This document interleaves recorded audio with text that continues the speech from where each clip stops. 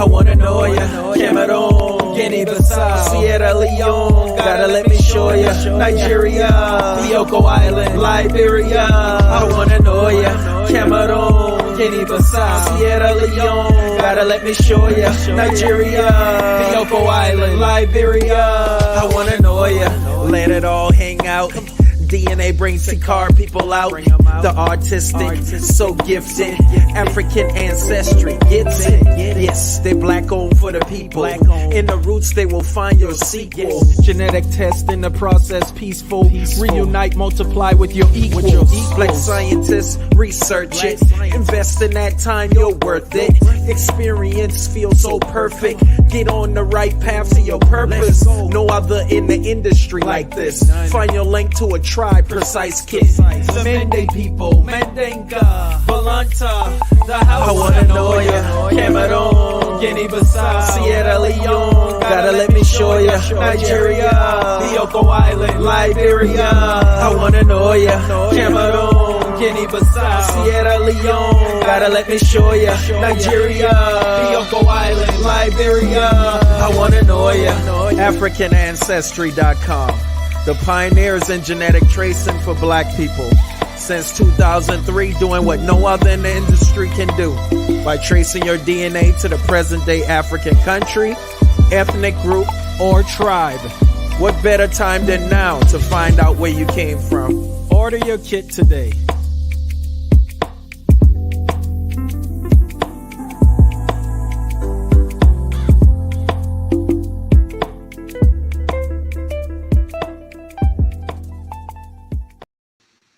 Hey everybody, what's up?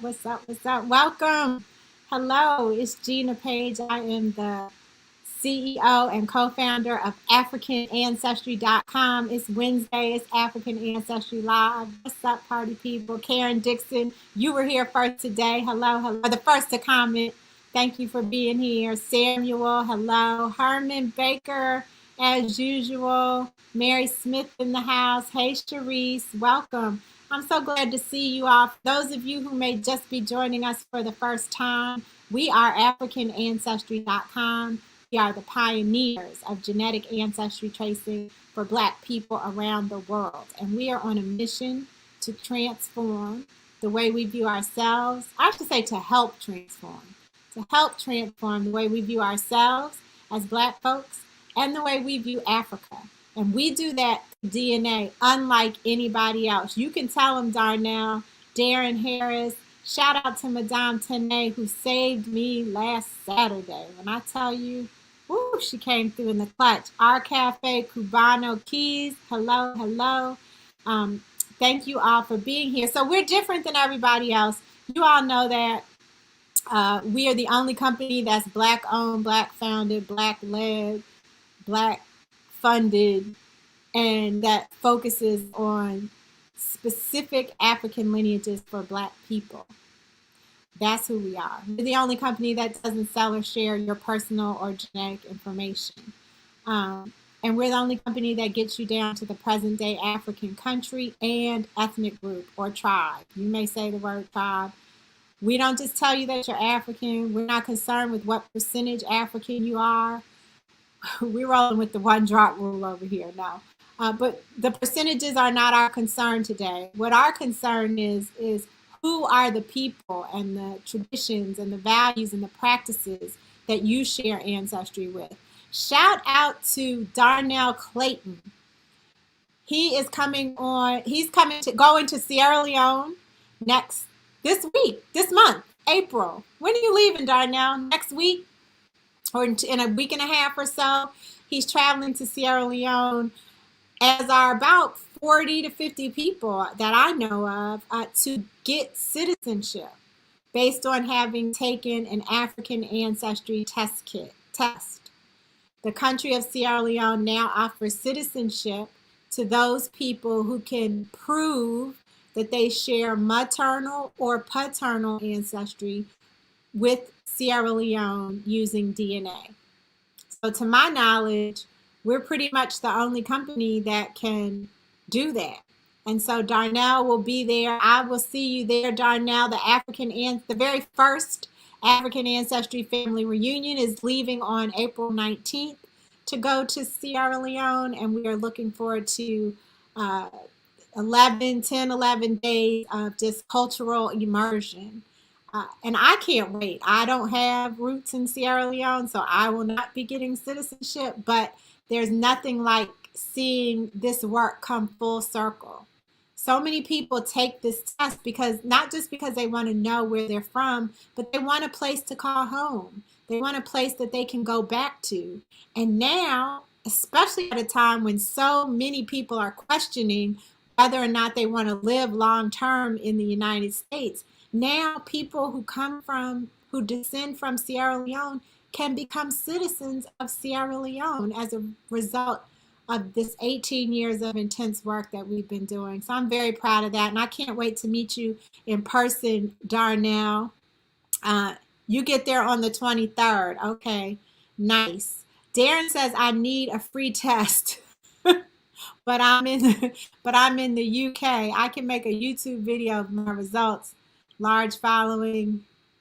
I took an ancestry DNA and passed. I'm not sure what that means. So you took an ancestry DNA test, but you want us to give you a free African ancestry test? Is that what you're saying, Darren?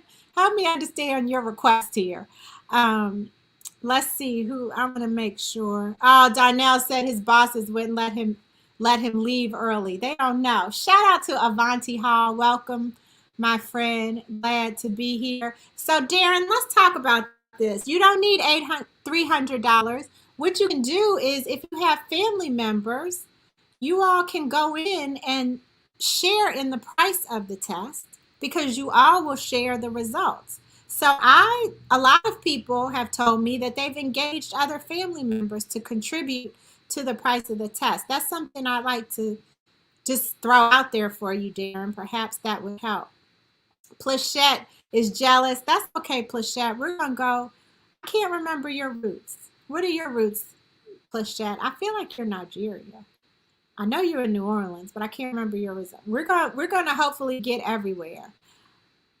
Oh, Ambra says, I have maternal roots there and connected with Mende people there virtually. They gave my baby her middle name. Oh, I love that. But you haven't made it yet. That's okay, Ambra. We're going back. This isn't the only time that they're going to give citizenship. So it's not, you can come. You and your baby can come later. So shout out to our Cafe Cubano who's banking on Yoruba because of his Cuban roots. We'll see. Yeah, I thought you were in Nigeria, Plachette. Shout out to my cousin, my Yoruba and Fulani cousin. Who else is on here? Clayton says, but the test itself costs $300. Yes, Clayton, the test costs $299. And you can share if you're in the United States, you can use Affirm. So we offer Affirm as a payment option. That allows you to select payment intervals. So you can decide that you want to pay in 3 months, 6 months, or 12-month intervals. So that helps people. And then again, with the family idea, you can share it with your family members. Shout out to Nicole Taylor, who's here with us. So do you guys have any questions? We're waiting for our guests. We have, look at that, right on time. Look at that. So tonight, well, let me just see if there are any questions since I started. Okay, Kahindi wants to know, are they going to ever release the stats for tribes that have been documented? I'm a little weary of the other DNA tests that make everyone Nigerian. Well, Kahindi, let me give you a quick primer. You can look on AfricanAncestry.com, click on how it works, and then you can see a list of all of the countries and tribes that are included in the African Ancestry database.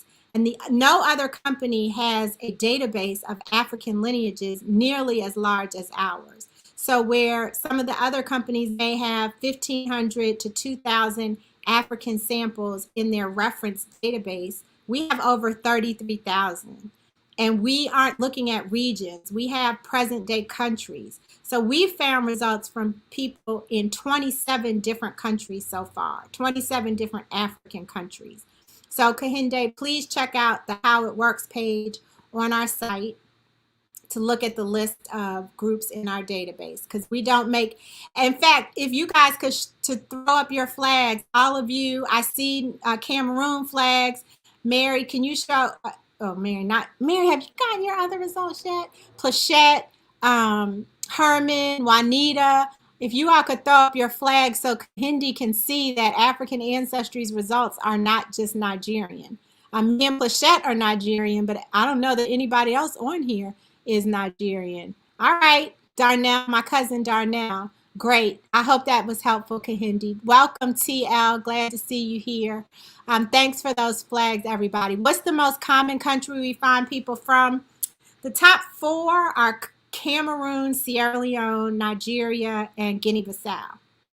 Those are the top 4 countries that we find results from. Shout out to the Unapologetic Hustle. If you guys aren't, thank you, R Cafe Cubano Keys.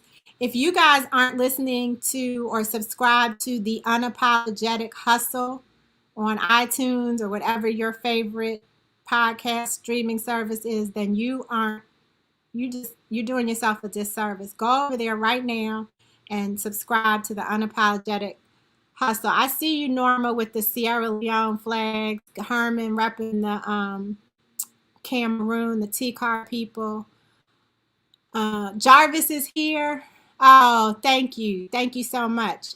Jarvis is okay, Jarvis, you're my cousin too, the Fulani from Nigeria, but he's also representing the Balanta people from Guinea-Bissau on his father's side. I'm loving it. I'm loving it. Thank you, everybody, for the flags. Drea Bryant, I see your flags. I can't tell what they are though. Those look like that looks like, I don't know, it's too little, girl. Got on these glasses. Okay, so the other thing I wanted to tell you is that we are doing a giveaway. If you all don't know, we have been giving away an African Ancestry test kit. So that's something that you can look forward to, Darren. Periodically, we do giveaways, but you have to join the mailing list to be entered to win the giveaway. And this month, we're trying a new giveaway. So this month's giveaway is a virtual happy hour. So on May 14th, we are going to be doing a virtual happy hour with a Black-owned wine brand, and we're going to have some special guests. If you guys were watching last week, the Natural Action Wine Club sisters, Saman and Justin, broke it all the way down about opportunities for Black folks in the wine industry. Well, we're going to keep that conversation flowing on May 14th. So we're picking 4 winners. You'll be invited to the virtual happy hour. You will receive a bottle of wine and a snack.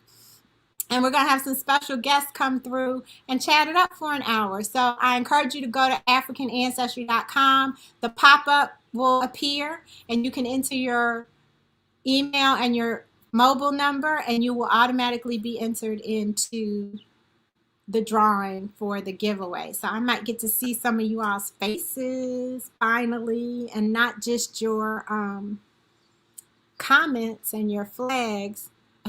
Can somebody help Juanita with the Central African Republic flag? Does the iPhone or the Android, do they even have the Central African Republic flag? The Unapologetic Hustle says, how do I get in the VIP section? Of course you would say that. The Unapologetic Marcus Stone is rowdy. May 7th, Mary, my birthday's May 18th. Maybe we have to have a separate May party. I don't know. We'll see. I'm not that. Maybe Wendi can plan that. DJ Gina will not be spinning on the 1s and 2s. Although, don't I have a new DJ name on Unapologetic Hustle? Y'all gave me some good names the last time. Anyway, listen, our guest is like, what's going on? I thought I was a guest on this show. I don't want to be leaving him. Okay, that was Central African Republic. Thanks, y'all, for helping Mary. Oh, TL Rogers is May 5th. We might have to have some May activity going on. Don't let me get, oh shucks. All right, let me pay attention. So our guest tonight, I don't know why I took up so much time, because he is way more interesting than I am right now. Eric Majette Jr. is an internationally acclaimed historian, museum curator, author, certified life coach, educator, motivational speaker, businessman, celebrity booking agent, documentary filmmaker, philanthropist, and if that is not enough, he is a Morehouse man. Just to name a few things. But most importantly, he has been bestowed with this title, y'all. The Keeper of the Jewels. What? The Keeper of the Jewels by the late legendary civil and human rights activist and comedian and African ancestry family member Dick Gregory, Baba Dick Gregory, for having one of the world's largest and most comprehensive traveling Black history collections in the world. We're about to learn some stuff tonight. He's considered by many to be a modern day Dr. Carter G. Woodson for this century and this generation. So I want to see some fire. I think that deserves some fire. Let me see some flames for our guest, Eric. Hello, hello, and how are you doing? I'm fantastic. Welcome. Thank you so much. Now, I'm going to do this thing where when you're talking, I have to mute because our StreamYard connection is acting cray-cray today. But anyway, welcome to African Ancestry Live. I have to tell everybody, I was on Eric's podcast or video. I interviewed with Eric a couple weeks ago, and I really didn't want to talk about me. I really wanted to flip the script and do the interviewing of him because his work is so incredibly fascinating to me. And so, Eric, I want to know, thank you. Look at all these flames, because yes, you are on fire, my brother. You are on fire. How did you, well, tell us about the collection first. Tell us about how you even came to think, I want to create the largest traveling Black history collection in the world. Well, never intentional. It was never intentional. It literally happened really by the ancestors and God. That's really how it came. I literally, my very first pen pal, I'll get straight to the story. I don't want to belabor it. But my very first pen pal was Lena Horne. At the age of 8, I was writing Lena Horne. I'm originally from New Jersey. She was over in Harlem. I found her information in the white pages, for those of us that are old enough to know what the white pages are. I was about to say, now you're dating yourself, talking about some white pages. I know, right? So I found her in the white pages, and literally, that's how it got started. We corresponded back and forth over probably a few years, and she would sign stuff, send it to me. One of my first pieces that she signed for me, I actually made my own frame. In this, as Black entrepreneurs, sometimes we have to make stuff until we can afford to do so. And then once I did, I wound up doing it better than some of the other ones. So when I'm traveling and doing exhibits, I have to actually have a lot of stuff framed. So I taught myself, I can't take full credit for it, but I was taught how to actually create my own frames and matting and framing. So that was something I had to do to be able to get everything done, because I literally financed the collection out of my own pocket. Okay, no, I don't want to stop this. So I was just going to say, so it started with letters from Lena Horne. Yeah. She would pictures, 3.5 by 5 cards. She sent me some old tour booklets that she signed for me, and that's kind of how it started. And it just progressed over time. Like literally, I wrote everybody that literally interests me. So it started from there, and the bulk of my collection, I have upwards of about 10,000 pieces. I really don't have the final count because I literally am still going through the inventory process. But yeah, the bulk of it I have literally amassed in the last 5 years. Okay, so tell us what's in it. What kinds of things are in the collection? Oh boy, I can probably show you better than I can tell you. So I have one of the world's largest Madam C.J. Walker collections. Hold on, let me turn this light off here. Maybe let's be able to go back. Does that look a little bit better? I can't really tell. Can you see better? So this is an original badge from Madam C.J. Walker that the convention, that all of the Walker agents would actually have. So this is an original. It's only like probably 2 known in the world right now. So that's one of those major pieces. I pulled out a few things based off of our old conversation from when we were on. So one of your heroes is Harriet Tubman. This is an original 18, let's see, I don't remember what the date on this is, 1901 edition. This is 12 years before she passed away. So this is the first edition of the second book that they did, Harriet, the Moses of her people. Then I have a first edition, and this one is actually from, this is the original book she did, and this is from 1868, I believe it is. So this is her original first book. And as you can see, very, very old. Even further,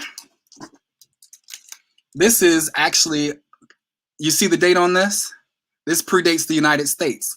This is actually where Phyllis Wheatley's first poem actually shows up. So this is the first publication of a Black person in America pre-emancipation. Okay, so that's one. This is incredible. I mean, I don't like the word incredible because it means that you can't believe it, but this is really hard to believe. Like, this is amazing. It is. It really is. And I say that because I realized prior to sitting down with Baba Dick Gregory, I always thought of myself as like the gatekeeper of our history. It wasn't until he put it in those words. I think you saw the video on the website where he actually says, you know, like he's going through, you know, some of the stuff with the collection. And he's like, you will be the keeper of the jewels. And you hear me gasp in the background when he says it, because I always felt that weight. But it wasn't until he actually bestowed that title on me that it hit me even harder, like in the chest. I almost like, you know, gasp, because at that point you're getting crowned by a legend that literally paved the way for us. Do you have an ancestry? Yes, I do. I do. I actually have mine. I have, I did both sides. So my family is actually from Central African Republic. And per my last conversation with Dr. Gina, I think you said the first that was from the Lusongo tribe. Yeah, we don't find Lusongo very often at all. I don't know what the timing is. I don't remember the timing of your test, but yeah, that's very rare. We rarely find the Lusongo people. Yeah, wow. So I'm very excited about it. So my lineage goes deep. And listen, you gotta add that to your bio. I do. I actually do. I do. I actually do. Ancestry family member. I'm just kidding. No, I am. I definitely am, because like we talked about when you and I spoke, you know, this is kind of the last portion for my life's work. I started off doing genealogy. So I literally traced my family all the way back. I'm thinking somewhere between 10 and 15 generations. So I literally know the names of my formerly enslaved ancestors. And that was just 5 generations ago. You know, so I started that between 8 and 12. So yeah, it goes deep. Yeah, I mean, yeah. Whew. I have a lot of respect for you, Eric. Not just at what you've amassed, but just the amount of work that the number of hours that you put into history. And you're very young to have done so much historical research, both on your family and for the community at large. Shout out to your cousin Drea. I just saw. She's Lusongo too. So that's so let me shout out to, okay, wait, I just have to say hello to some people I haven't seen in a minute. Monique Brewer is in the house. Welcome. Wim Payande is here. Haven't seen you in a minute. I'm so glad to see your face. How's my little friend? How's she doing? Please tell her I said, Valerie, please tell her I said hello. And hey, Z, thanks for being here. So listen, let's talk about, okay. the Unapologetic Hustle wants to know, how can we support your efforts? Okay. You can actually go to the website, blackhistoryarchives.com, and that actually will it'll have the link for our donations. Literally everything has been self-funded up until this point. That is one of the things that has been a blessing. I knew that the ancestors and God literally placed this this passion, this purpose on my life. So if I didn't start off doing it, if I didn't believe in it enough to actually to invest in it, I can't expect anybody else to. You know, I've amassed this collection now, which is literally the story of our people. You know, so at this point, now it's past where I can take it on my own. You know, now I am reaching out to the village. You know, we've always been a village mentality, you know, people before colonization and everything. We won't go into that. But, you know, we've always relied on each other. There is no, it's the main theme for this year is actually Sankofa.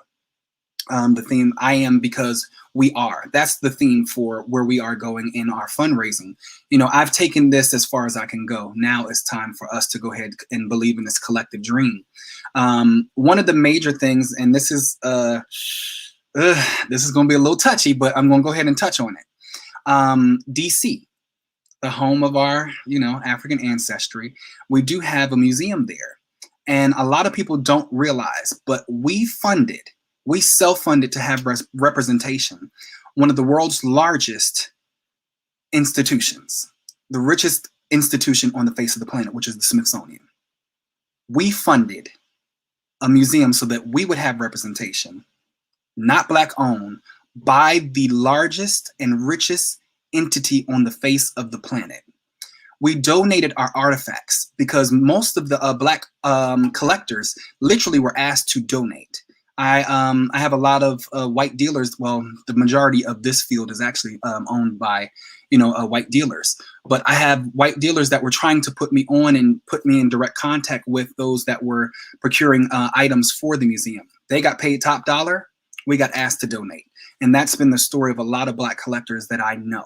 So this project for me is so much more deeper than that. We've given up our birthright. We have literally donated, and families of some of our greatest ancestors have donated things from our, you know, from our greatest ancestors. And a lot of that stuff was not used as they intended.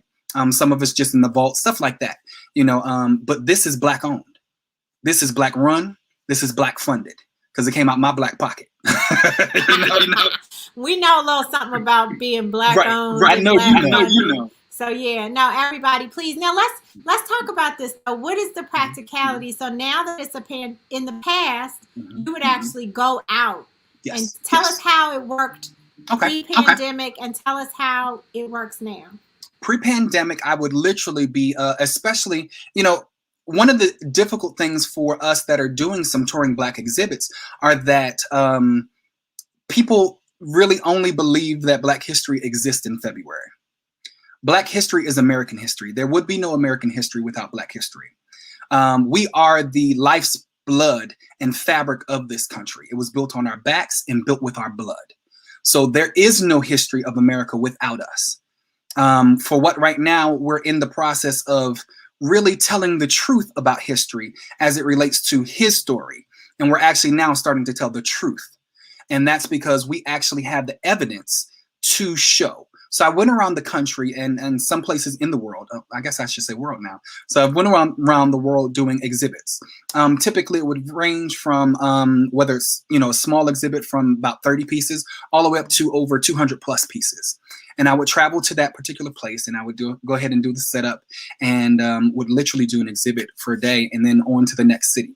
But predominantly, hold on. How'd you figure out what to take? You got 10,000. That was always the hardest thing. And a lot of times people left it up to me. And me doing what people versus what people pay for, I'm always adding value as we're taught. You know, for us, it's about telling a comprehensive story. You don't want to just do, you know, a smidgen because you always want to give the people what they need. Most people don't know what they need until they actually interact with it.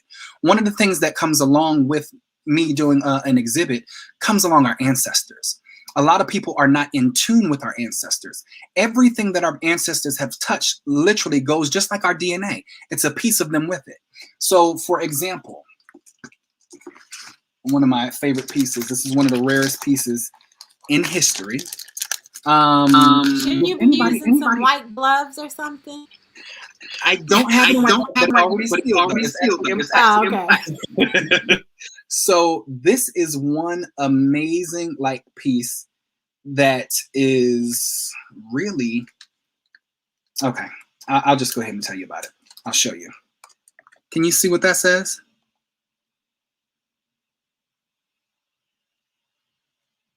Go on and put your spectacles on.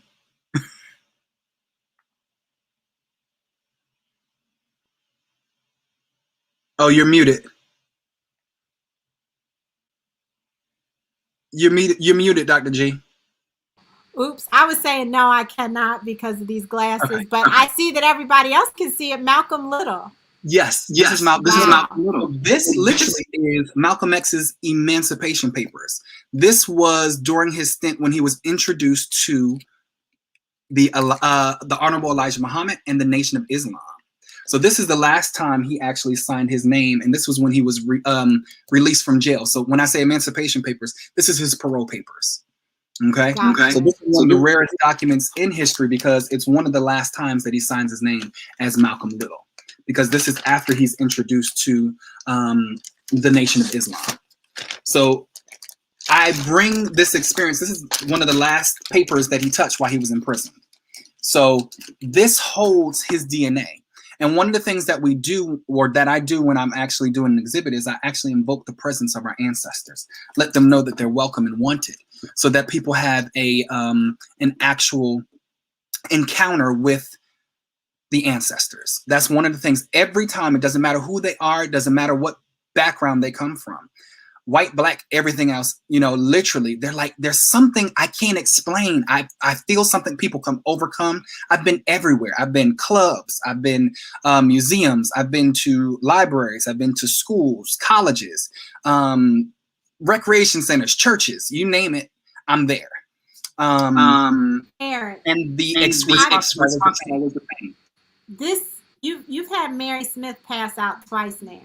She's passed out 2 times in the 10, 15 minutes you've been talking. Mary Smith. Take a deep breath. We're still on the ride. I got more to show you. And Monique, she said all she wants to know is, when will you be in California? That's the only question she had. We're actually working on some stuff in California. We're definitely working on that. Actually, I just did in January. I was hired by the State of California Workforce Program. And I did a whole exhibit, 400 piece? I can't remember how many pieces it was, but a 400-piece exhibit for those youth that were in the workforce program, and as well as those that were training them in the workforce program that don't look like us. And so you went to California? No, it was virtual.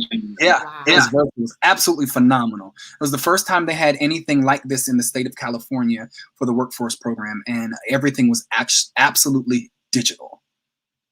So this means that we haven't even gotten to the during pandemic, but this means that anybody watching who has an organization that wants to share Black history and educate its workforce, its members, can hire you to do a virtual collection for them, viewing, display, yes ma'am, show for them.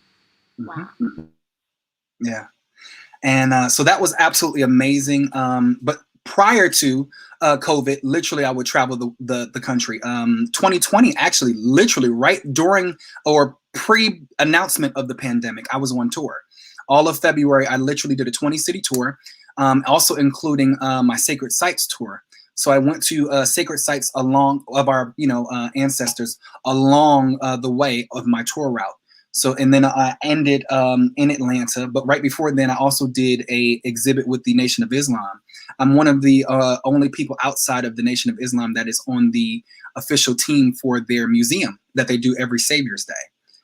So that's an honor to be a part of that, which is always amazing. They are absolutely amazing. Oh, that's one of my sisters right there, Jacqueline. She always supports me. We were in when I got licensed or certified for life coaching, she was actually in my class with that. So that's welcome, Jacqueline. Thank you for being here. Juanita wants to know, have you ever been to Chicago? I'm sure that answer is yes. And when are you coming back? That part we're working on. Right prior to COVID, I was in talking with Minister Farrakhan and Minister Ishmael.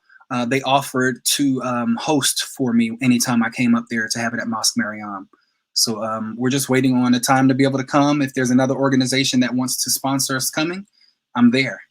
So yes, definitely open to that. What else? What did I miss? Uh-oh, you're muted. You're muted. I thought I took myself off of mute to cough. Oh, gotcha. Not a good host. I want to know about the Living Testimony Foundation. Yes, that actually is my nonprofit that I started when I was working for Tyler Perry. I started working for Tyler Perry back in, 2006. I started working in film and television. That was my senior year at Morehouse. I was working full time for Tyler Perry and also full time as a senior at Morehouse, and it was absolutely amazing. But that's when I actually started to make some decent money, some pretty good money, and I wanted to be able to help out other people that were coming up, and I always knew that this was a part of my legacy for our people. So I started the nonprofit, the Living Testimony Foundation. That was 2 years after I started actually doing. I was a fellow with Camille Cosby's organization, the National Visionary Leadership Project, and I did my first documentary with them. Well, my first published documentary with them, and now that's in the Library of Congress. So as you said, adding my African ancestry stuff to it, I need to add some more things because there's a bunch of stuff in that that I just haven't added yet. Well, listen, brother, you've got 10,000 pieces, so we can't be mad at you for the stuff you haven't added yet. Don't even worry about that. Our Cafe Cubano Keys has an interesting question. Do you collect artifacts from the Caribbean?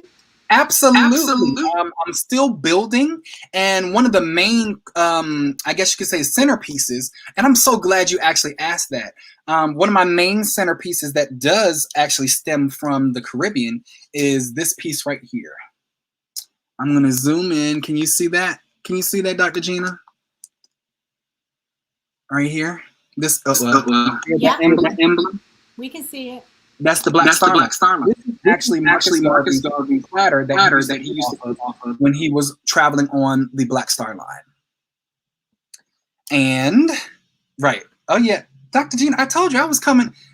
You're muted. I can't hear you. I put you on the full screen so people could see it, but I'm sitting here with my mouth open. Oh, my goodness. Somebody's pulling that out because she's about to pass out again. And then also, this is actually one of the original copies from 1918 for Marcus Garvey. So this is the actual Constitution and Book of Laws for the UNIA, which he actually started the first division in Jamaica. And then once he moved to America, this is the Constitution that they revised. So we have that. I also have one of his writings here. This is The Tragedy of White Injustice. So this was a pamphlet that he did. And then this is absolute amazing piece, which actually we just celebrated March 25th. This was the anniversary. This was Marcus Garvey's first tour in America. He actually came here at the request or at the invitation of Booker T. Washington. But by the time he actually arrived to America, Booker T. Washington had died. He wanted to create a Caribbean version of Tuskegee, which my cousin went to. So Tuskegee, he actually came. He was not impressed with his predecessor or his successor.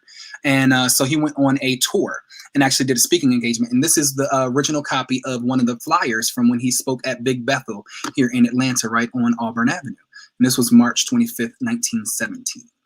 So that's one of those. And then one of my favorite pieces, here's an original postcard of one of Marcus Garvey's ships. And as you see, it was called the Yarmouth. And it says, owned and manned by colored men. And this was the captain over here.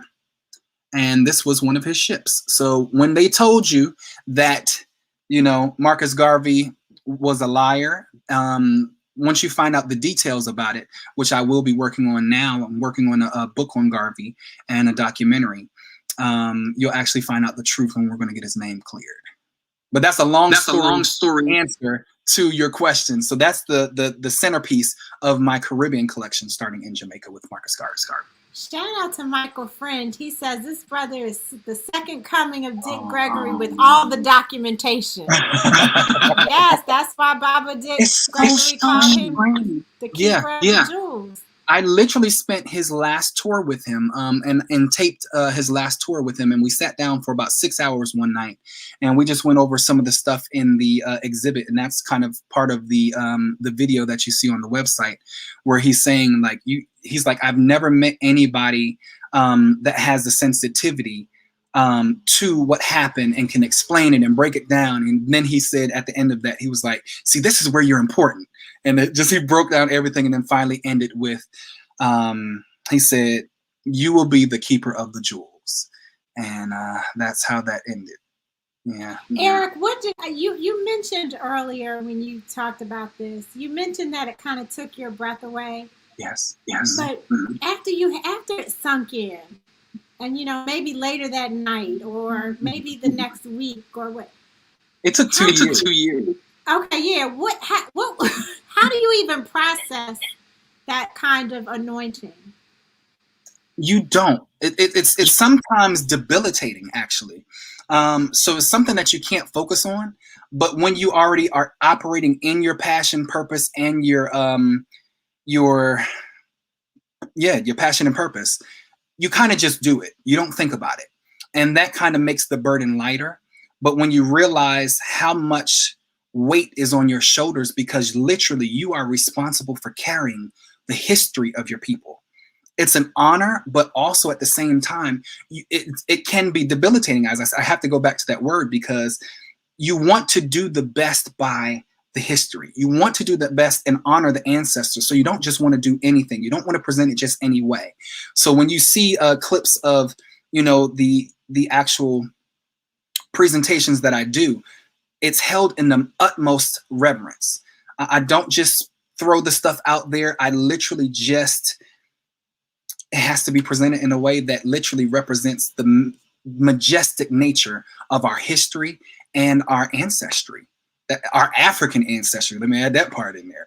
You know, it's beyond what I can really do. So I make sure I literally keep this presented in reverence. And as long as I do that, I know that it's coming along. You know, and it's not where it should be. I'm still a hidden secret, which I actually love, because I'm able to keep my schedule, you know, pretty decent right now. But the main thing is just honoring our legacy. Once you do that, I don't focus on that title, because it's daunting sometimes. You know, you have this responsibility, and you know that we can't elevate ourselves until we get our history out there. And that's the hard part of my job. My job is, because I have access to this, I'm the gatekeeper, the holder, the keeper of the jewels of this. You know, I have to make sure that I'm doing everything that I can do to present the history so that we all can be free. That was one of the main things Marcus Garvey wanted to do. You know, his whole movement was reduced down to the Back to Africa movement. But what Marcus Garvey's actual goal was, he wanted to unite Black people mentally with a homeland.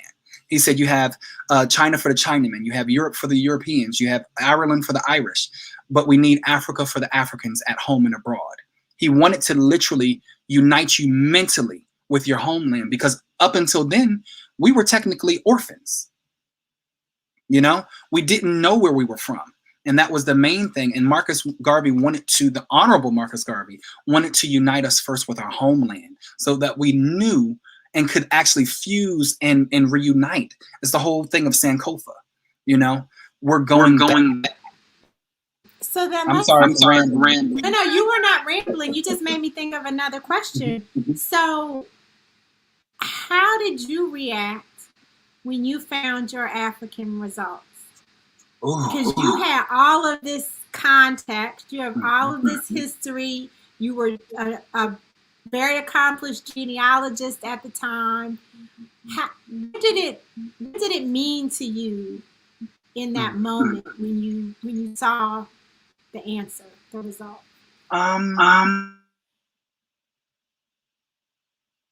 It was emotional.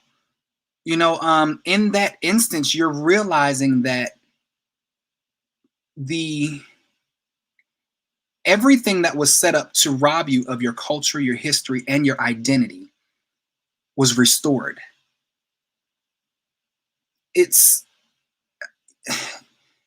You can't put it into words. You really can't. It's breathtaking, because now something that has been stolen from you that you never thought you would be able to recuperate, to recover, to retrieve, had been handed back to you. I as you know, I told you I've been doing this, you know, my genealogy since I started. I was around 8 years old. You know, I was raised by my grandmother, my great grandmother. So I picked my great grandmother's brain the entire time she was alive up until she passed. 2 years after she passed away, I actually was able to unite from that information to unite our family that had been separated for almost 100 years. So knowledge, as Pamela said, knowledge is key. You know, and that knowledge allowed me to unite my family. But now I've been able to unite my family history with our origin, you know, our origin, something that we never thought was possible. And as I said to you when you were on my show, we need America. The least America can do to move towards reparations is to provide a test from African Ancestry to every African American in the country. That's the least they can do to literally start us on our way towards healing. To start what they've done. One of the things, Ashe, one of the things that you said that has stuck with me just in the past couple of minutes is it's your job to honor your legacy.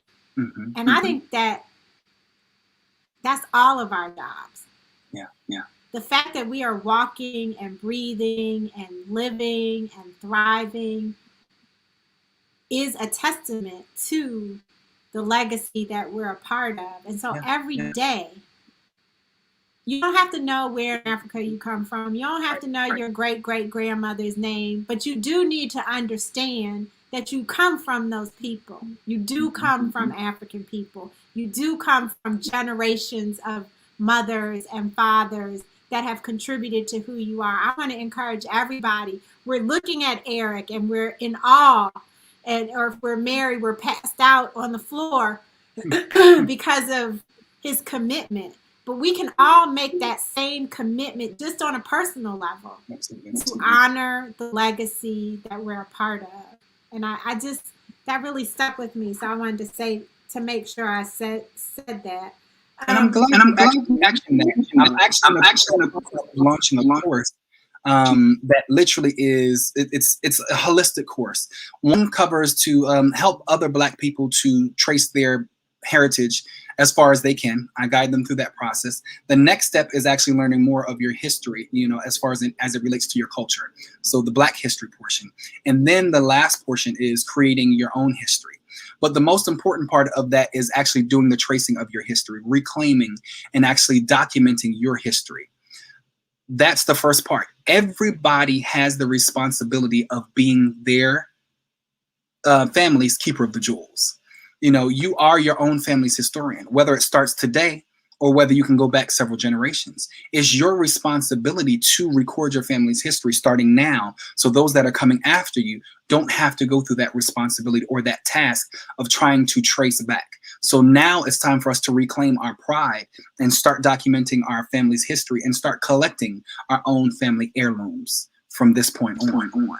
Well said. Someone asked very early in the evening if you helped people who have hit a brick wall in their family history research. And so I don't remember your name, but to you, you heard it. He got a course coming. So will we be able to find the course on your site? Yes, it will be. Once everything's uploaded, my goal is by May 15th to have that course actually up and launched. Uh-oh, you're muted. I know. I'm getting better. You'll have to let us know so Absolutely. we can. Absolutely. Well, that was one of the reasons why we. You know, to have that as a part of the course, because I want everybody to go through African Ancestry. Ashe, and you know, I didn't pay him to say any of this. No. This is we just happen to be kindred spirits on this path of helping Black people better understand who we are. But yeah, a lot of people are interested in your course. So that's exciting. Listen, I'm not trying to keep you on here all night. I know Mary needs to I have 9 o'clock. We're good. We can go into what you want. And there's one last thing I'll show you guys. Yeah, I want to. This is actually a piece with signed by Stokely Carmichael and his wife, Miriam Makeba. A lot of people didn't know that he actually married her. So yeah. So this is Stokely Carmichael, aka Kwame Ture. So this is just another piece of our history there. But yeah, definitely go to the website. You can actually see more. You can sign up for our mailing list, and that way we can kind of stay in contact. And then also you can also sign up for my communities line, which is a phone number here that you can actually stay in contact. So as soon as the course is launched, it'll text you, and that's 404-737-5325. And I'll see if I can put, oh, I didn't even see this here. It's better without the light. Oh, I'm seeing stuff now. So is that better? Oh, nope. It went totally. This number is to get updates about the class. Oh no, turn the light back on. Yeah. Turn your. And I just put that in the chat there. So that gets you with all the information everything that I got going on. That will keep everybody abreast of that. Okay, will you turn your light back on? There That's you go. weird. It's weird. It's on for some reason.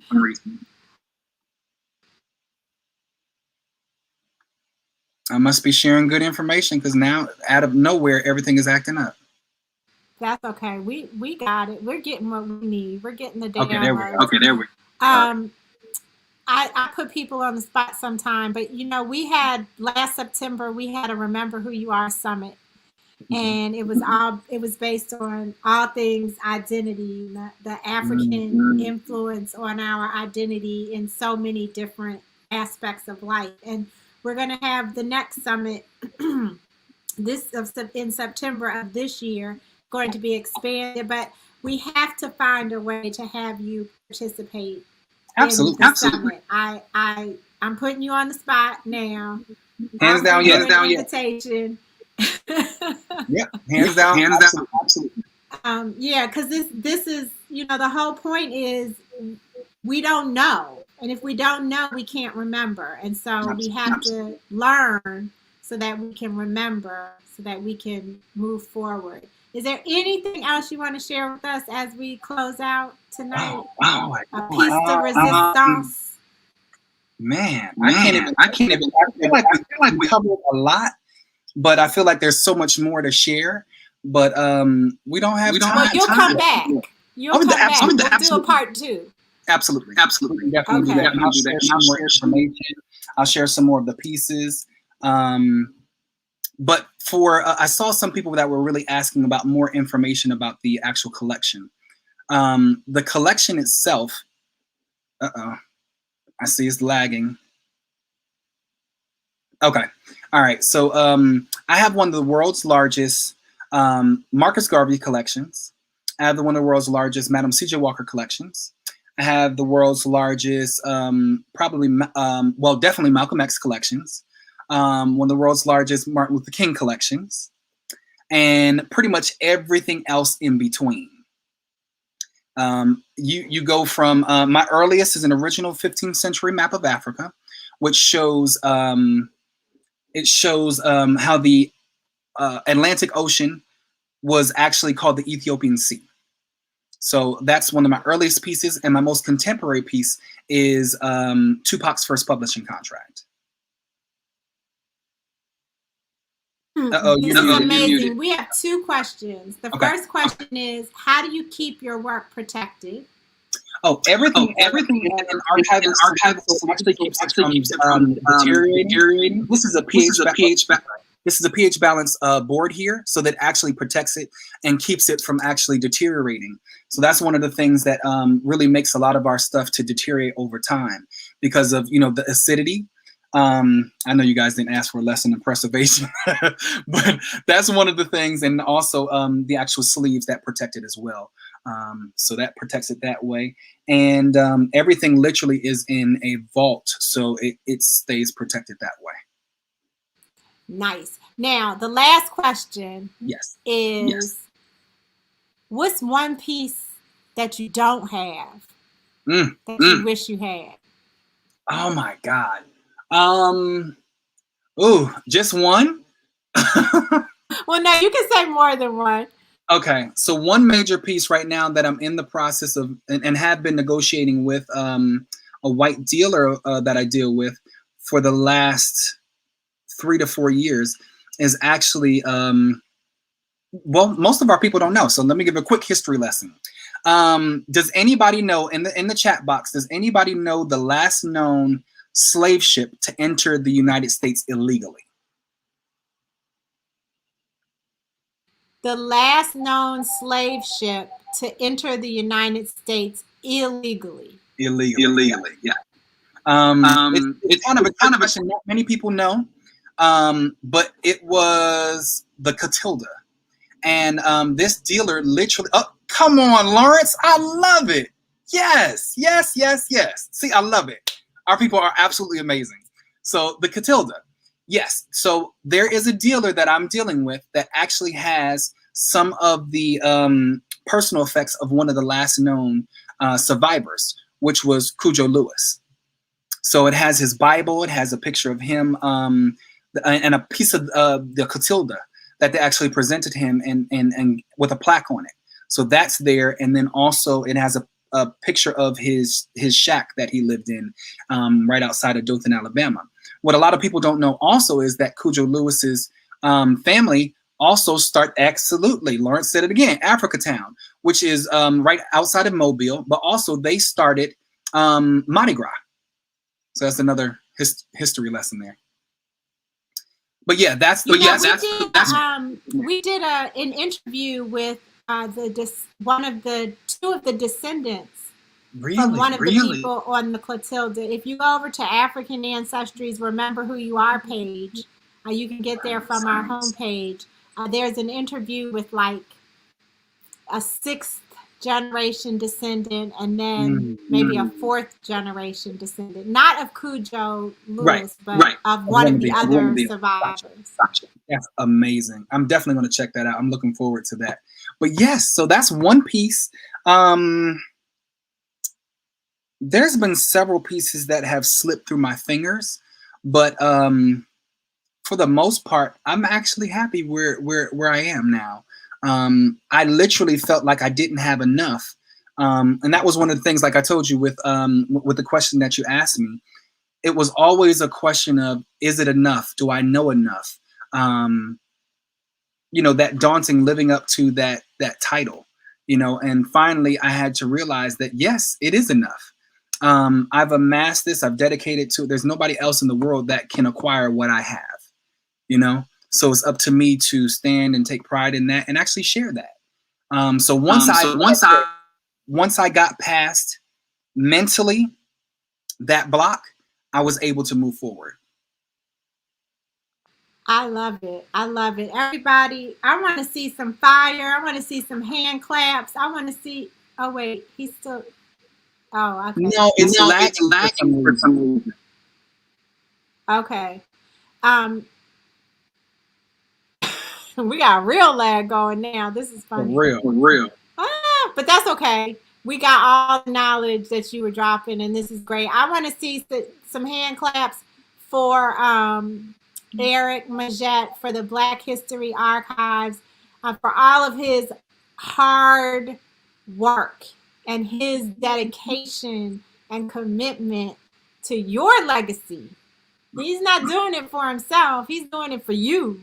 and doing it for me and doing it for all the Black and brown people around the world. Thank you, thank you, thank you so much. You guys, if you missed it, he is an internationally acclaimed African ancestry family member, historian, museum curator, author, life coach, educator, motivational speaker, businessman, celebrity booking agent, documentary filmmaker, philanthropist, and Morehouse man. And he was here with us tonight.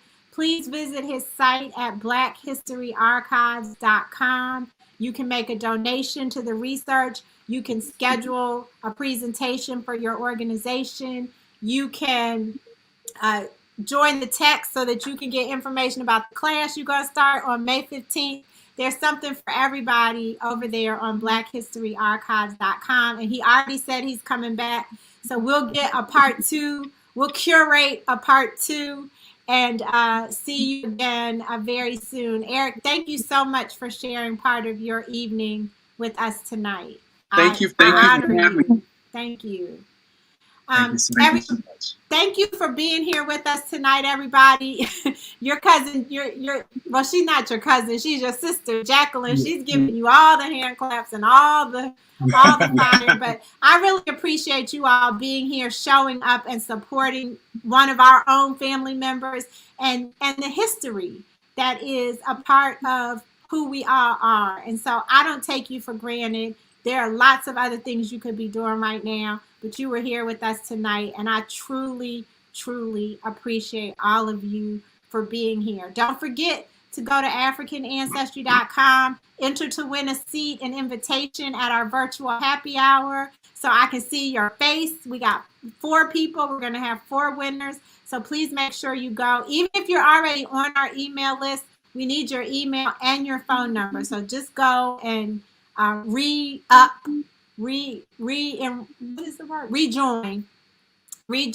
because I would love to see your faces. And to all my May birthday cousins, well, no, we might have to do something in May. Until we meet again, everyone, please treat the pandemic as a real thing. Please continue to social distance. Please continue to wear your mask where appropriate. Please continue to support your mental health and that of those you love. And please continue to support your immune system. That is one way that you can have some kind of control over how things impact your body and your health. Until we meet again, may you be happy, may you be healthy, and may you be whole. And shout out to Wendi Cherry for holding it down all the way down for us tonight in preparing for this talk tonight and all through the broadcast. Wendi, I appreciate you greatly. Have a good night, everybody.